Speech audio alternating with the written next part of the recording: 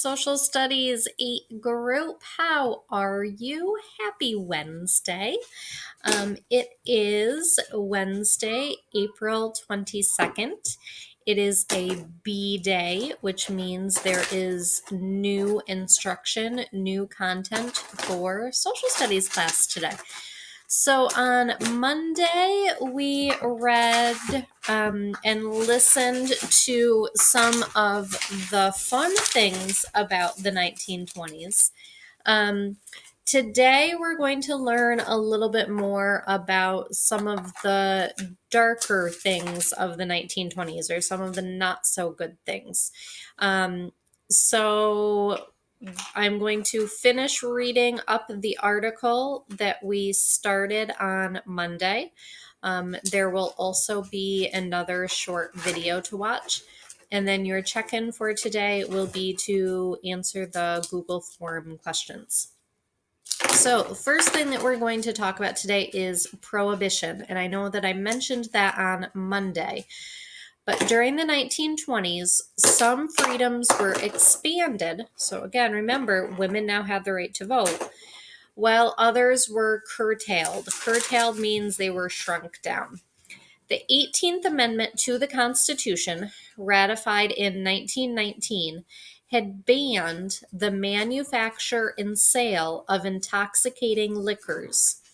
And at 12 a.m. on January 16th, 1920, the Federal Volstead Act closed every tavern, bar, and saloon in the United States.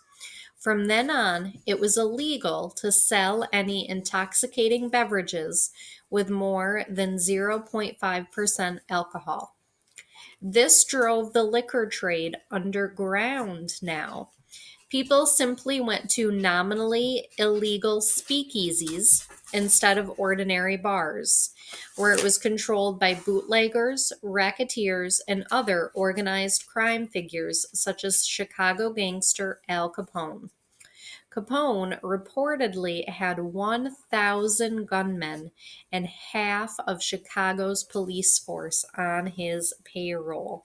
So instead of going to like a bar or a liquor store to purchase alcohol, people went to speakeasies. They were secret bars, and you usually had to have like a code or some sort of, secret knock or something like that in order to get into them. And one of the most famous people who ran something illegal was Al Capone. And you are going to watch and learn more about him and speakeasies. He definitely was a very interesting figure of history in the 1920s. And one of the reasons why he was so powerful is because, half of Chicago's police force was on his payroll. So he was bribing them to stay quiet about what illegal things he did. To many middle-class white Americans, prohibition was a way to assert some control over the unruly immigrant masses who crowded the nation's cities. For example, to the so-called dries, beer was known as Kaiser brew.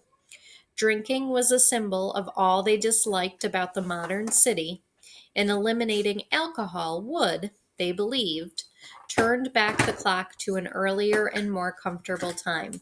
We did talk a little bit about that on Monday as well. Not everyone was thrilled with all of the changes in the 1920s. Think of it as kind of the equivalent of today. If you have grandparents, are they always thrilled with all of this new technology? Are they thrilled with TikTok and Instagram and all of the social media and being connected to a phone all the time? Or do they sometimes grumble and say things about how they wish they could go back to the past to a simpler time. Same exact thing is here. The younger generation was so excited for the diversity and the new music and the dancing and everything. And then you had the older generations who were not so excited. Okay, the Cultural Civil War. Prohibition was not the only source of social tension during the 1920s. The Great Migration of African Americans from the southern countryside to northern cities and the increasing visibility of Black culture, jazz and blues music, for example, and the literary movement known as the Harlem Renaissance, discomfited some white Americans.